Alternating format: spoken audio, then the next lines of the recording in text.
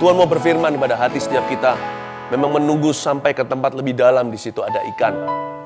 Saya menantikan tadi agar setiap kita berpartisipasi supaya sebanyak mungkin hati yang memperoleh sesuatu. Firman di dalam kedalaman tertentu, jikalau masih dangkal, akan menjadi teori bagi telinga. Tapi ketika hati tenggelam dalam hadirat Allah, firman itu menjadi rema. Itu yang disebut iman timbul dari pendengaran, bukan asal mendengarkan, tapi mendengarkan dari hati yang tenggelam dalam hadirat Allah.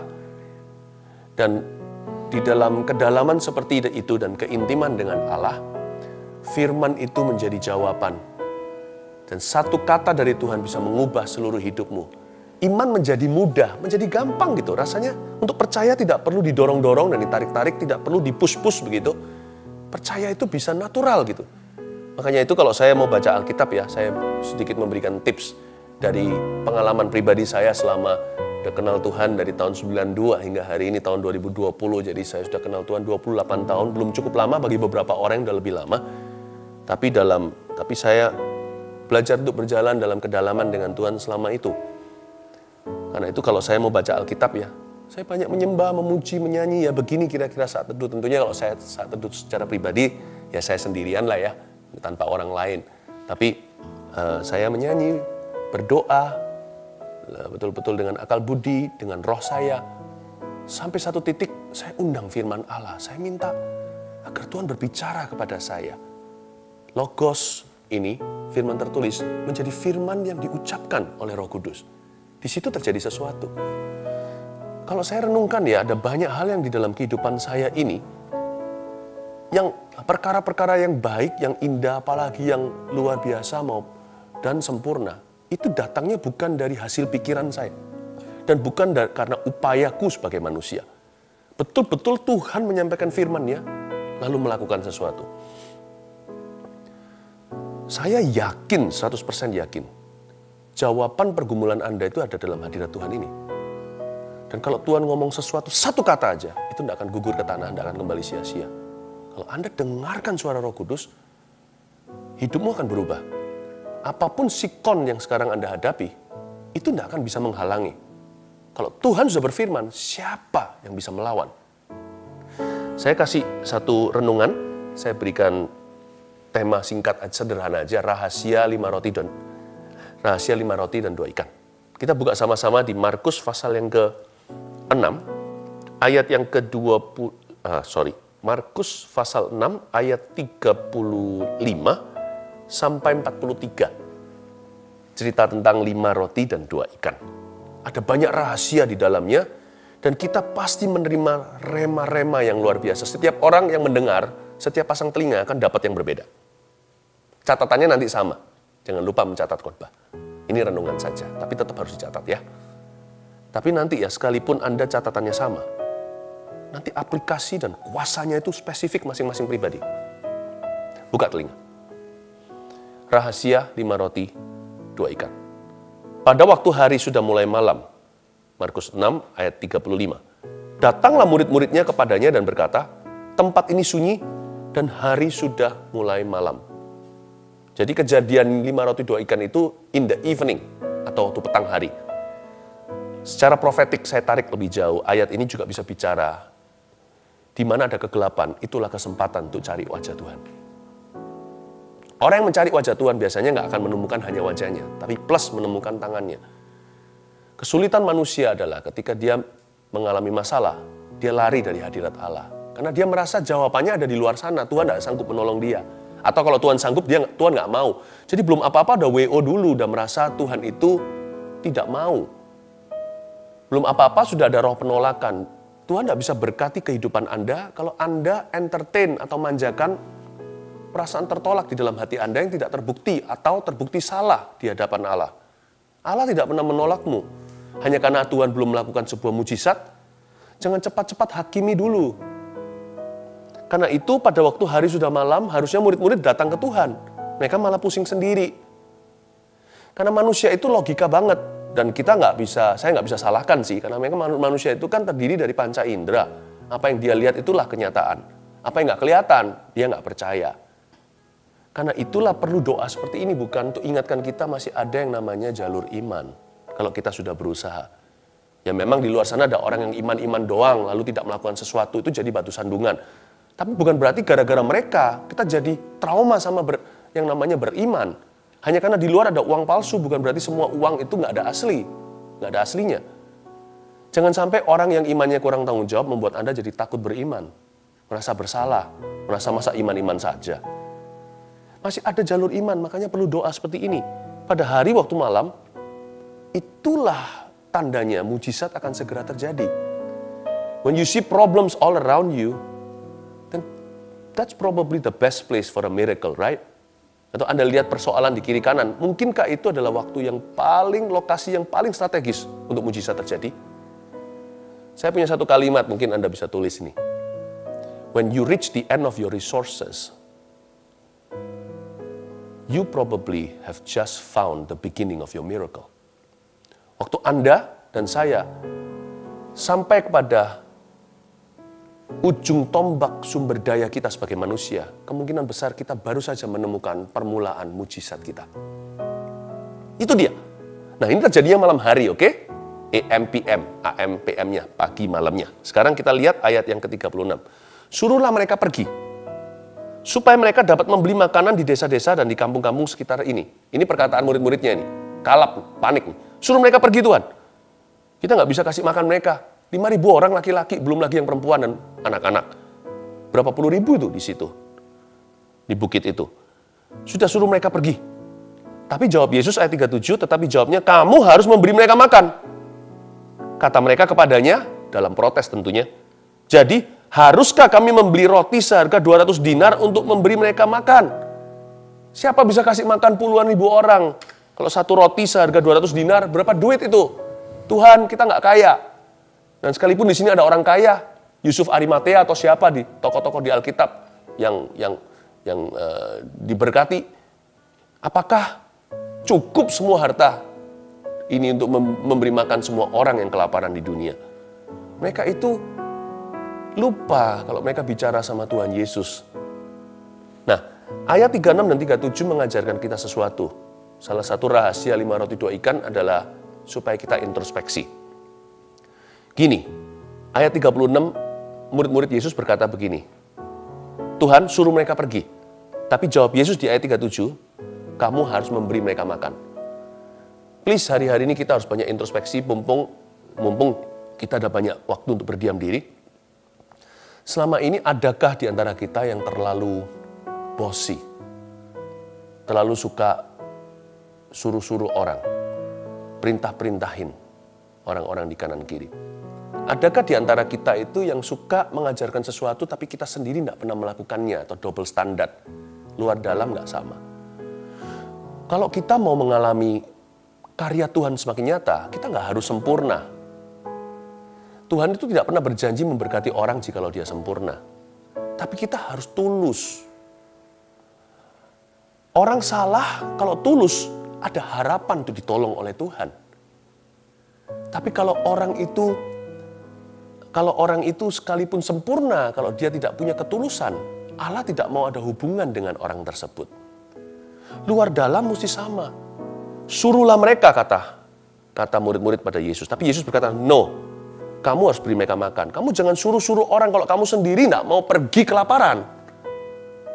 Kamu mau makan, kok suruh mereka pergi. Perut hampa, itu gimana? Janganlah kita suruh orang melakukan sesuatu jikalau kita sendiri tidak bersedia melakukannya. Jangan suruh orang lain melakukan apa-apa jikalau kita sendiri tidak pernah bersedia untuk melakukan apa yang kita perintahkan. Tuhan suruh kita tulus jadi orang. Hari-hari ini ternyata di masa-masa kita dirumahkan, ini ujian. Karena selama ini yang namanya Tuhan menjadi agama. Tapi sekarang kita harus berjumpa dengan orang yang sama. Tuhan itu akan menilai bagaimana kita itu memperlakukan orang lain. Hari-hari ini adalah waktu-waktu di mana Tuhan akan memurnikan umatnya. Memurnikan umat. Kita semua diuji di taraf yang paling rendah. Kita harus menghadapi ini, segala sesuatu itu dengan kita tidak bisa lagi, kita harus apa adanya. Sehari-hari, bukan kita di rumah contohnya. Alkitab mengatakan di sini, di 36-37, janganlah kita punya standar ganda. What you want others to do unto you, do it unto others. And thus you will. Anda akan melihat sebentar lagi, apapun yang Anda jama akan dilipat gandakan oleh Tuhan. Apa yang Anda ingin orang lain lakukan pada Anda, lakukan itu kepada orang lain dulu. Ayat 38. Tetapi ia berkata kepada mereka, berapa banyak roti yang ada padamu? Yesus ngomong begini, berapa banyak sih roti yang ada padamu? Cobalah periksa.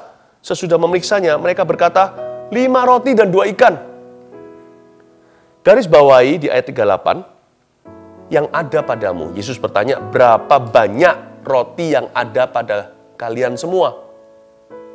Nah, di sini ada sebuah hikmat rahasia 5 roti 2 ikan cerita ini. Selalu gunakan apa yang ada padamu untuk memperoleh apa yang belum ada padamu. Jangan berangan-angan, aduh andai kata aku punya itu. Kelola dulu yang ada pada Anda. Untuk Anda mendapatkan apa yang Anda butuhkan kemudian hari. Saya ulangi. Banyak orang itu selalu menginginkan sesuatu yang dia belum miliki. Atau dia menyesali sesuatu yang hilang di masa lalu. Atau yang sekarang dia tidak miliki di masa kini. Orang itu selalu merindukan lubang pada donatnya. Mereka tidak pernah melihat rotinya. Tuhan tanya sama murid-muridnya, lu orang punya berapa roti? Bukan berapa lubang. Jangan lihat berapa ribu orang. Apa yang kau miliki? Aduh Tuhan, sebut aja malu dibanding dengan kebutuhan dan keperluan mereka. Apa artinya 5 roti 2 ikan? Nah itu dia Tuhan bilang. Jawaban telah tiba. Bukankah Tuhan tanya, kalian punya berapa? Mungkin mereka ragu-ragu mengucapkannya, tapi akhirnya ketahuan mereka punya 5 roti 2 ikan. Tuhan bilang, pertanyaanku sederhana, kamu punya apa? Aku tidak tanya kepadamu, kata Tuhan pada murid-muridnya, kamu bisa beri apa? Aku tidak tanya kepadamu, mereka perlu berapa? Aku tanya padamu, kamu punya apa? Hari-hari ini Tuhan juga tanya, Roh Kudus tanya pada kita. Jangan menyesali apa yang hilang kemarin, atau yang sekarang telah melayang, atau apa yang Anda inginkan ke depan dalam kepanikan. Selalu sekarang renungkan satu pertanyaan Kristus kepadamu. You punya apa di tangan? Ada apa yang Anda miliki padamu? Kelolalah itu. Selalu kelola apa yang sudah di dalam tangan kita. Sedikit pun kelolalah. Karena itu nanti Tuhan sanggup lipat gandakan dengan caranya yang heran untuk menjadi jawaban di kemudian hari. Dan semua kebutuhanmu akan tercukupi. Apa yang di tangan? Gajiku tinggal setengah. Ya itu, jangan berkata sudah separuh hampa, tapi setengah terisi. Puji Tuhan, masih ada 50%. Dengan ini, akan menjadi something, akan menjadi sesuatu nanti. Selalu gunakan apa yang ada padamu untuk mendapatkan apa yang belum ada padamu, yang nanti akan ada. Selalu pakai yang sudah ada di tangan. Always use what you have, not use what you don't have. Use what you have to gain what you do not yet have. Semoga Anda malam-malam setelah makan gini, saya ajak sedikit muter, mikir, supaya bisa nangkep ya, maksud saya ya. Tuhan tanya sama dia, sama mereka, berapa banyak roti yang ada padamu? Tuhan tanya padamu sekarang, kalian masih punya apa? Serahkan pada Tuhan. Jadilah seorang pengasih, jadilah seorang pelayan, jadilah seorang pensyukur. Nggak tahu ada kata seperti itu nggak? Jadilah seorang pemberi, orang pemberi. Tuhan tanya sama mereka, kalian punya 5 roti 2 ikan kan? Ya, kamu harus memberi mereka makan. Ayat 37 kembali tadi, saya garis bawahi. Tapi jawabnya, kamu harus memberi mereka makan. Garis bawah ini, kamu harus memberi. Kamu harus jadi memberi. Saya bersyukur saya tidak izinkan keadaan ini saya menjadi orang yang pelit dan kikir. Tidak. Saya tidak sehari-hari hanya memikirkan diri sendiri. Besok makan apa? Masih bisa begini, begitu enggak? Masih bisa keluar enggak? Masih bisa belanja? Ya tetap harus bertanggung jawab. Semua itu harus ada persediaan dan persiapan. Namun hati saya tidak melekat padanya. Karena Tuhan berkata, kamu harus memberi mereka makan. Kamu harus memberi. Kamu harus memberi mereka makan. Kamu harus memberi. Kalau kamu mau diberi, kamu harus memberi. Bukankah tadi yang saya sudah sebutkan, standar Tuhan, ketulusan. Inside, outside harus sama.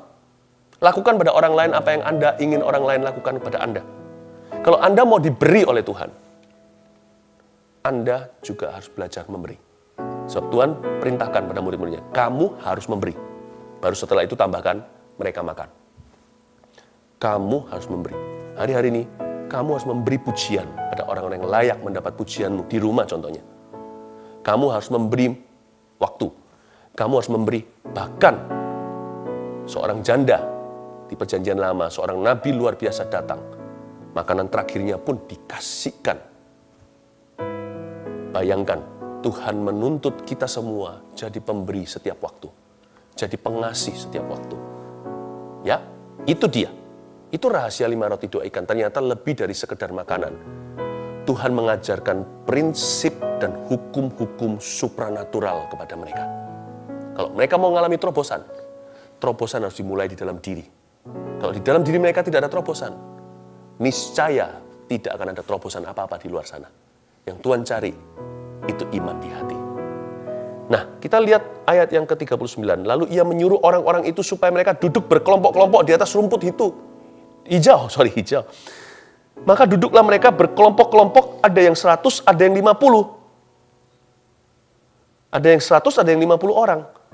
Garis bawahi supaya semua duduk berkelompok-kelompok di atas rumput hijau. Kenapa ditekankan di sini rumputnya hijau? Suruh aja mereka duduk di tanah. Lebih simpel, nggak usah sepanjang ini kalimatnya. Tuhan tidak akan menunjukkan mujizat pelipat gandaan sampai murid-murid Tuhan itu merasakan hijaunya rumput. Jangan bandingkan rumputmu dengan rumput tetangga yang kelihatan selalu lebih hijau dari rumput Anda.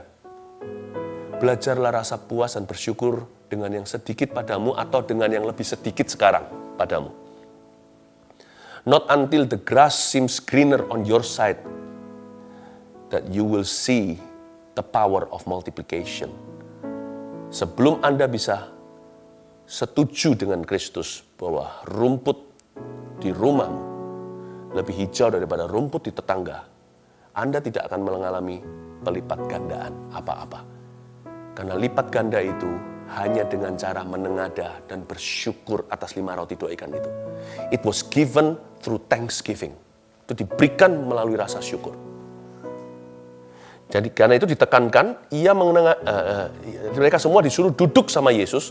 Murid-murid itu loh, suruh orang-orang itu duduk 5.000 orang itu berkelompok-kelompok di atas rumput yang hijau.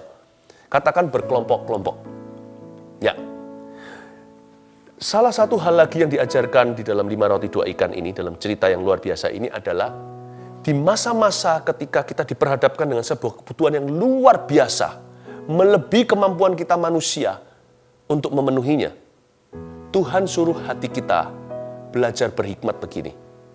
Belajar untuk mengelompokkan masalah menurut tipe dan jenisnya. Coba Anda dan saya bisa melihat apakah masalah kita ini masalah yang sifatnya, masalah itu sifatnya teknis, praktis, atau masalah rohani. Kita harus bisa memilah-milah di dalam benak batin pikiran kita. Tuhan tidak mau kita itu tiba-tiba langsung udah campur baur perasaannya. Karena kita tidak menerima roh yang membuat kita menjadi ketakutan. Kita menerima roh yang membuat kita punya pikiran itu tertib. Dalam bahasa Inggrisnya, we receive the spirit of sound mind. Pikiran yang tertib itu bisa mengelompokkan atau mengkategorikan problema. Lord, I have a problem. Waktu kita mendekat pada Tuhan, disinari pikiran, akal budi kita pun main. Roma 12 katakan itulah pembaharuan pikiran. Disinilah kita bisa menaruh dalam kategori, meletakkan yang ini masalah sifatnya relasional, yang ini masalahnya praktis, yang ini masalahnya rohani. Nanti Tuhan juga bicara kepada Anda, solusinya di mana? Sesuai dengan bijaksana yang Allah letakkan di dalam hati dan pikiranmu. Nah, yang ini solusinya adalah komunikasi. Yang ini solusinya adalah menabung. mengalokasikan dana dengan smart sekarang. Ini mengencangkan sabuk, yang ini jangan kau tahan. Give, it will come back to you. Good measures pressed down, shake it together, running over you. Nanti juga Tuhan akan memberitahu kepada kita solusinya. Yang ini bukan untuk ditahan, ini berkat untuk ditabur. Kalau yang tadi itu untuk ditabung, yang ini untuk ditabur. Berikan pada Tuhan. Dan takaran yang kau pakai waktu memberi akan dilimpahkan kembali kepadamu. Jadi Anda akan mengerti. Jadi jangan stres sendiri. Percayalah dalam Kristus ada jalan. Mungkin bukan jalan tol, ada jalan tikus, so pasti. Pokoknya ada jalan, wong namanya Yesus adalah jalan kok, pasti ada jalan. Mungkin jalannya nggak seperti dulu. Dan belajar untuk bisa merangkul terlebih dulu dan menerima the new normal, normal yang baru. Orang yang berkata, zaman dulu enak ya, zaman dulu enak ya, kata pengkhotbah, tidak mengucapkannya dengan bijaksana. Itu bukan dari hikmat dia mengatakannya. Karena orang yang selalu melihat ke belakang, enak ya bawang prei dan brambang yang ada di Mesir, dia tidak akan pernah lihat Kanaan. Sekarang kita ini kecepit di tengah, di padang pasir, mungkin putar-putar di sana 40 minggu. Jangan sampai 40 tahun mati di situ. Tuhan suruh mereka duduk di rumput yang hijau, bersyukur dulu, thanksgiving. Thank you. Rumputku lebih hijau. Rumputku tidak segede lapangan golf di sebelah sana. Tapi saya nggak bisa bayangkan harga yang mereka bayar untuk bil airnya, untuk bon airnya. Aku nggak iri. Tuhan tidak bisa berkati hati yang iri. Tuhan tidak pernah berkati Kain, dia berkati Habil. Ketika setelah itu Tuhan akan ajarkan kita, sekarang ya saya ajari, kelompok-kelompokkan orang-orang. Karena Alkitab tidak mengatakan mereka mengelompokkan berdasarkan jumlah. 10-10 atau 5-5 atau 50-50 nggak dikatakan begitu di ayat ini. Jadi mereka mengelompokkan berdasar apa? Berdasarkan insting. Murid-murid diajari untuk smart di lapangan. Kalian jadi satu. Kalian berapa family? Kalian berapa keluarga ya? Oke, ini cousinmu ya. Oke, duduk sama-sama. Tiba-tiba 5.000 atau puluhan ribu orang itu tertata dengan teratur. Murid-murid belajar smart. Kelihatannya hanya memberi makan. Itu sebenarnya seminarinya Tuhan. Diajari untuk mengatasi masalah yang terjadi di depan mata. Kamu harus bisa mengkategorikan. Ini problema apa? Yang ini harus masuk di kantong yang mana? A, B, atau C? Nanti solusi akan datang juga seperti cara Tuhan turunkan mana per family atau per kategori. Tuhan juga akan bicara, mempilah-pilahkan visimu. Visi itu ada jangka panjang, ada jangka pendek. Maksudnya jangka panjang, jangka pendek bagaimana? Ada visi yang sifatnya panjang. Kalau sekarang kita pikirin terus. Kalau begini terus, aku udah bangun semua portfolioku, tiba-tiba sekarang ludes begini. Aduh, padahal aku ingin sekali jadi orang yang sukses banget loh. Akan frustrasi orang yang seperti ini. Ada visi itu harus dikategorikan. Mungkin sekarang lebih baik Anda berpikiran lebih jangka pendek dan jangka menengah. Sehari demi sehari, sebulan demi sebulan. Miliki visi bulan depan, aku akan mencapai ini. Jangan angan-angan muluk-muluk dengan cita-cita dulu, malah frustrasi. Orang yang smart dalam Tuhan juga akan bisa memilah-milah visi mana jangka pendek, mana yang jangka panjang. Dia bisa mengatur ekspektasinya sendiri. Kelompok-kelompokkan orang, ya nak, kira-kira itu hikmat yang kita terima dari 5 roti 2 ikan. Ayat yang ke-41. Dan setelah ia mengambil 5 roti dan 2 ikan itu, ia menengadah ke langit dan mengucap berkat, lalu memecah-mecahkan roti itu dan memberikannya kepada murid-muridnya, supaya dibagi-bagikan kepada orang-orang itu. Begitu juga kedua ikan itu dibagi-bagikannya kepada semua mereka. Dan mereka semuanya makan sampai kenyang. Nah, ini nggak ada teorinya. Mujizat kalau ada teori itu proses manusia, itu bukan mujizat. Ajaib. Itu plan A-nya Tuhan. Ajaib. Itu tidak ada rumusnya. Kalau ada rumus, bukan keajaiban namanya. Yang ini saya tidak bisa kasih poin apa-apa. Simple aja mengingatkan Anda 41 dan 42. Somehow, the end will meet. You will be able to make the ends meet. Satu ujung dengan ujung lain itu nanti akan ketemu dalam rencana Allah. Semua disambung, berkesinambungan menjadi sebuah rencana besarnya. Pokoknya, kalau Anda berdoa cari wajahnya, nggak hanya menemukan wajahnya, tapi juga tangannya. Percayalah, mujizat masih terjadi. Disinilah yang disebut campur tangan Allah. Kalau lain ditolong, saya juga. Tangannya terbuka untuk kami, sekeluarga. Yang ini nggak ada rumusnya. Waktu saya baca ayat 41, Yesus menengadah ke langit dan mengucap berkat. Tiba-tiba 5.000 orang makan, 20.000 totalnya kali. Semua makan, besar, kecil, tua, muda, laki-laki, perempuan. Kalau Anda tanya sama saya, gimana kejadiannya? How do I know? Ahli teologi juga kalau mau selidiki ini, bisa meledak kepala, nggak akan bisa menemukan dari sini kok bisa ke situ. Makanya namanya miracle. If you don't believe in miracle, you shouldn't be a Christian. Kalau saya tidak percaya mujizat bisa terjadi, bahkan kita tidak boleh jadi orang Kristen. Kekristenan itu apa? Kita percaya seorang pribadi yang lahirnya tanpa melalui sperma papanya. Lahir dari kandungan seorang Maria, seorang gadis tulen. Coba bayangin. Pelayanannya penuh dengan miracles, pengajarannya nggak masuk akal manusia, tetapi begitu indah menantang akal budi kita untuk menanjak kepada pikiran sorga. Lalu Yesus itu matinya bukan pada kehabisan darah, tapi menyerahkan nyawa. Orang bisa menyerahkan kepadamu, kuserahkan nyawaku, gitu. Bahkan sebelum mati sudah memprediksi, 3 hari aku bangkit. Mana ada cerita itu? You're believing in a person with all these miracles, dengan semua miracle traits ini. Lalu pada hari ketiga kuburnya kosong, bangkit. Bahkan kita nggak bisa menyebut kita gereja perjanjian baru tanpa percaya dengan bahwa mujizat masih bisa terjadi. Why? Mujizat gereja pertama kali lahir, happy birthday to you, happy birthday to you. Setiap tahun kita harus merayakan anniversary sebuah miracle terjadi, lidah api di atas 120 kepala. Itulah caranya gereja lahir di dunia. Gereja jangan berubah menjadi gedung. Orang Kristen jangan berubah menjadi agama dan teori.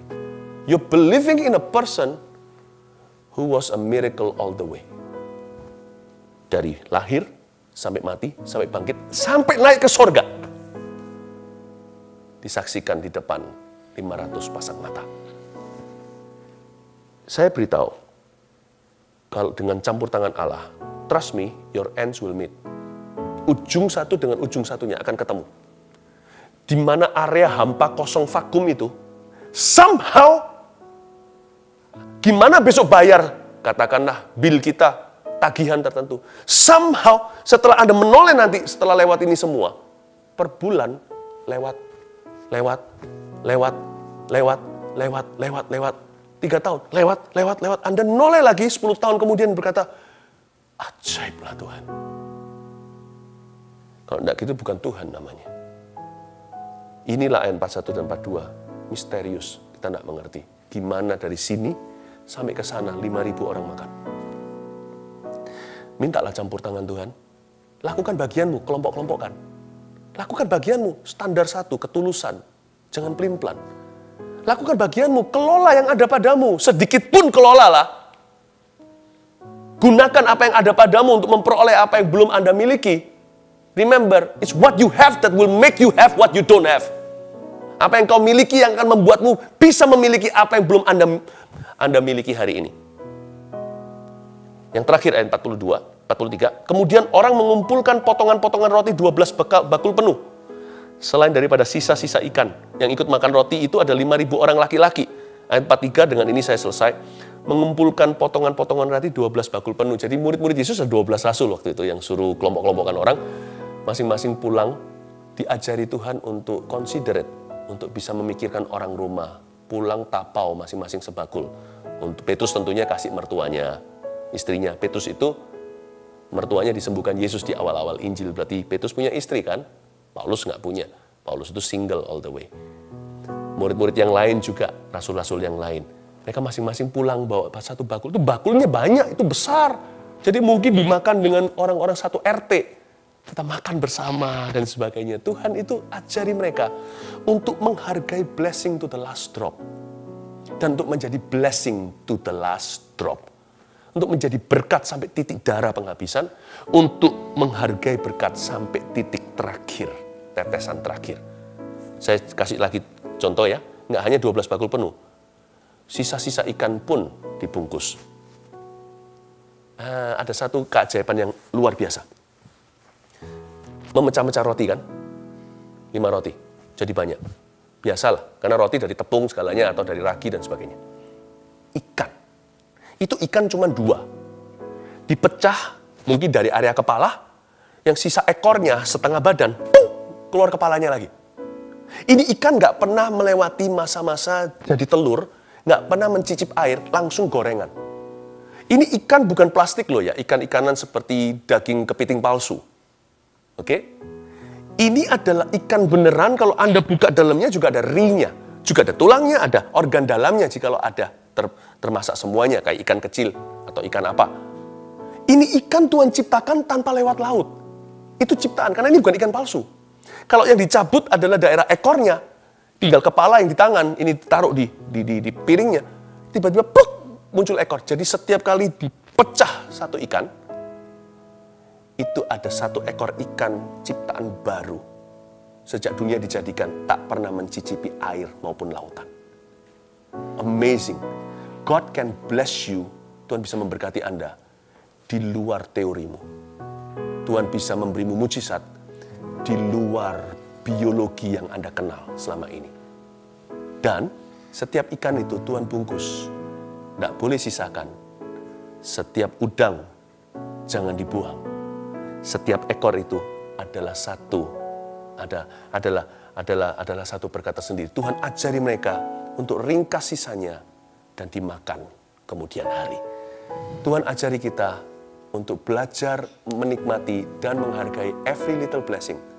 Hari-hari ini adalah waktu yang tepat. Kalau Anda makan nasi, jangan sisakan 1 butir. Belajar berkata ini semua dari Tuhan. Itu satu beras. Itu 1 padi. Belajar menghargai. Nanti ya, keluar dari masa corona ini, kita akan menuai anak-anak Tuhan yang setia dalam perkara sederhana. Watch out world, you will begin to see great men and women. Karena barang siapa dipercaya perkara kecil, dia akan dipercaya perkara besar. Dengan kata lain, barang siapa bisa dipercaya dengan perkara kecil, dia akan menjadi orang besar. Are you ready jadi orang yang besar? Mari sekarang taruh percaya kepada Tuhan, praktekkan firman Tuhan ini. Allahku akan mencukupi